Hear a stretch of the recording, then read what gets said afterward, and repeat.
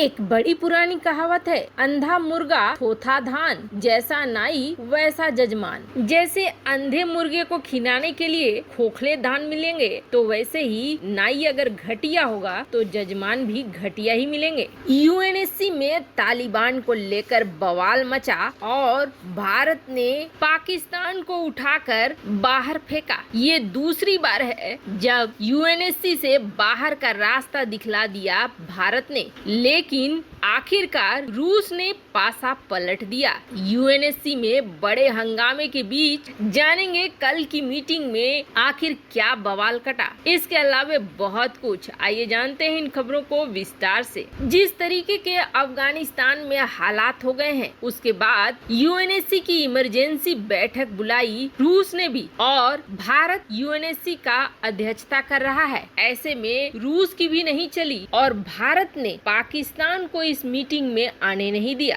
हालांकि बौखलाए पाकिस्तान ने UN council के बाहर अजीब हरकत करनी शुरू की। बात करेंगे पाकिस्तान ने क्या किया, पर पहले ये जान ले कि मीटिंग में क्या हुआ। जैसे ही तालिबान का कब्जा लगभग पूरे इलाके में हो चुका है, ये जो इलाका देख रहे हैं बस थोड़ा बहुत ही बचा हुआ है, पूरे इलाके में तालिबान ने कब्जा कर लिया है। और कब्जा करते ही तालिबान ने न सिर्फ अपना झंडा बदला है, बल्कि अपना राष्ट्रीय नाम भी बदल दिया है। जैसे कि पहले हुआ करता था the Islamic Republic of Afghanistan, लेकिन अब इसे बदल कर दिया गया है इस्लामिक अमीराट्स ऑफ अफगानिस्तान। और यहाँ तक कि लोगों को भी तालिबान ने चेंज कर दिया है, जो नेशनल एम्बलम है, राष्ट्रीय चिन्ह है, उसको भी बदल दिया है। अब यहाँ सब कुछ धर्म के आधार पर दिख रहा है। मतलब तालिबान ने आते ही अपना सारा चीज दिखलाना शुरू कर दिया है। अब रूस ने इमरजेंसी मोड में बुलाई थी यूएनएससी की बैठक कि आगे क्या होगा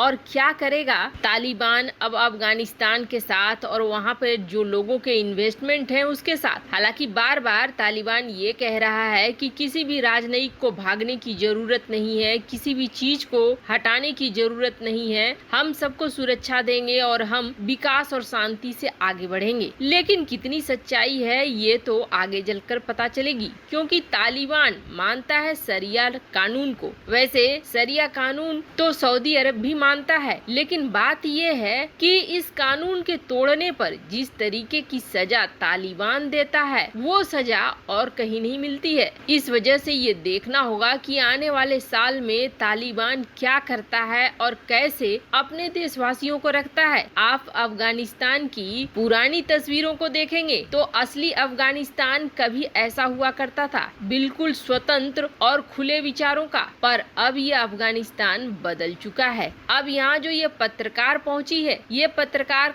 की हालत देखिए, ये बुरखे में है अपने जान को बचाने के लिए, वरना ये भी चल देगी ऊपर। ऐसे डर का माहौल है वहाँ पे। यूएनएससी में जब देशों ने बहस शुरू की तो इसमें कई ऐसे देश निकल कर आए सामने जो तालिबान का समर्थन करना चाहते थे, तो वहीं कई ऐसे देश निकल कर आए सामने जिन्होंने ये कहा कि हम तालिबान को बिल्कुल भी समर्थन नहीं करेंगे। तो उसमें कुछ ऐसे देश भी थे जिन्होंने ये कहा कि हम इंतजार करेंगे तालिबान किस तरह का अपने देश में कानून व्यवस्था लाता है और किस तरह की हरकत करता है। यानी कि आने वाले 1-2 साल तक ये इंतजार करेंगे, देखेंगे कि अगर मुल्ला बरादर बनता है राष्ट्रपति, वो अफगानिस्तान का क्या हासिल करता है। अगर सब कुछ ठीक रहता है तो वो मान्यता दे देंगे, और अगर सब कुछ ठीक नहीं रहता है तो फिर एक्शन लेंगे। अब कहा तो ये भी जाता है, एक अलग थ्योरी ये भी निकाली जाती है कि ये जो मुल्ला बरादर है, ये मुल्ला बरादर जानबूझकर अमेरिका द्वारा बैठाया गया एक कठपुतली है। दरअसल मुल्ला बरादर को आईएसआई ने पकड़कर जेल में बंद कर दिया था और 3 साल पहले ही अमेरिका के कहने पर मुल्ला बरादर को छोड़ा गया, और छूटते ही इस बंदे ने तालिबान की रूपरेखा बदल दी। और अब लगभग ये भी तय हो चुका है कि ये बंदा अब राष्ट्रपति बनने जा रहा है। तो एक थ्योरी ये भी कही जाती है कि अमेरिका जानता था कि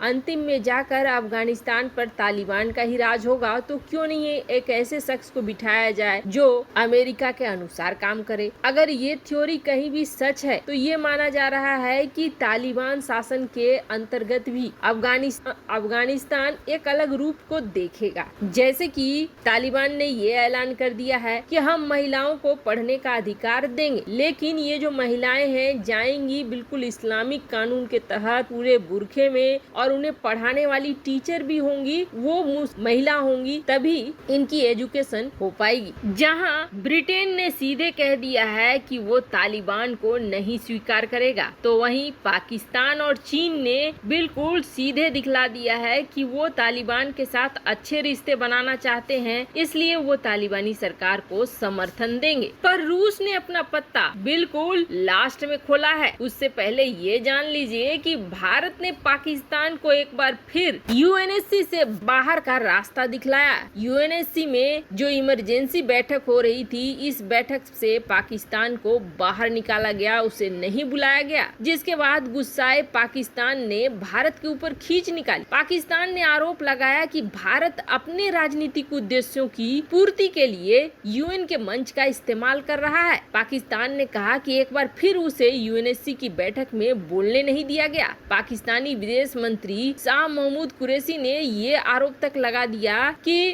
अफगानिस्तान में इतनी बड़ी चीज हो रही है और इतना महत्वपूर्ण बैठक है, लेकिन भारत पक्षपातपूर्ण रवैया अपनाता है, रुकावट डालता है। इस बहुपक्षीय मंच का बार बार अपनी राजनीति के लिए इस्तेमाल कर रहा है। ये दिखला रहा है कि उसकी नीयत खराब है। अब पाकिस्तान ने तुरंत संयुक्त राष्ट्र संघ में इस बैठक के बाद प्रेस कॉन्फ्रेंस कर ली। प्रेस कॉन्फ्रेंस करके भारत के बारे में राग अलापने लगा और भारत को कोसने लगा। लेकिन जब उससे रिपोर्टर ने ये सवाल किया कि क्या आप तालिबान को मान्यता देंगे, तब बोलने में कुरैशी को समझ में नहीं आने लगा। गोल गोल करके बोलने में पाकिस्तान को समझ में नहीं आने लगा। गोल गोल करके उन्होंने ये संकेत दे दिए कि हाँ वो तालिबान का समर्थन करेंगे। खैर, अभी तो यूएनएससी की एक बैठक से बाहर हुआ है पाकिस्तान। भारत का वश चले तो पाकिस्तान को यूएन से ही बाहर निकाल दे। वैसे भी ये देश यूएनएससी में रहने लायक तो है नहीं। पर यूएनएससी की इस बैठक में रूस का एक अलग रंग दिखा। ऐसी उम्मीद की जा रही थी कि रूस भी चीन की तरह तालिबान सरकार को देगा मान्यता, क्योंकि अभी तक न तो उसने अपने राजनयिकों को निकाला है और न ही अपने दूतावास को बंद किया है। रूस का जो कुछ भी चल रहा है अफगानिस्तान के अंदर, जैसे पहले चल रहा था वैसे अभी भी चल रहा है, जिसके बाद ये अंदाजा लगाया जा रहा है कि रूस भी मान्यता देगा। पर यूएनएससी में रूस ने खाता खोला एक अलग ढंग से। रूस ने ये कहा कि हम तालिबान के साथ अच्छे रिश्ते रखना चाहते हैं, लेकिन इसके बावजूद हम तालिबान को मान्यता तब तक नहीं देंगे जब तक हम ये देख नहीं लेते हैं कि असल में क्या करता है तालिबान। क्या वो फिर से अलकायदा और आतंकवादी संगठनों को बढ़ाने का काम करता है, या फिर वो सुधर जाता है और सब कुछ ठीक रहता है। अब ये हम वक्त पे ही छोड़ रहे हैं। वैसे आपको क्या लगता है, भारत को भी वक्त पे छोड़ना चाहिए और देखना चाहिए तालिबान क्या करता है, उसके बाद फैसला लेना चाहिए, या फिर मान्यता कभी देना ही नहीं चाहिए? कमेंट कर अपनी राय जरूर बताएं। जल्द मिलते हैं अगले वीडियो में नई खबर के साथ।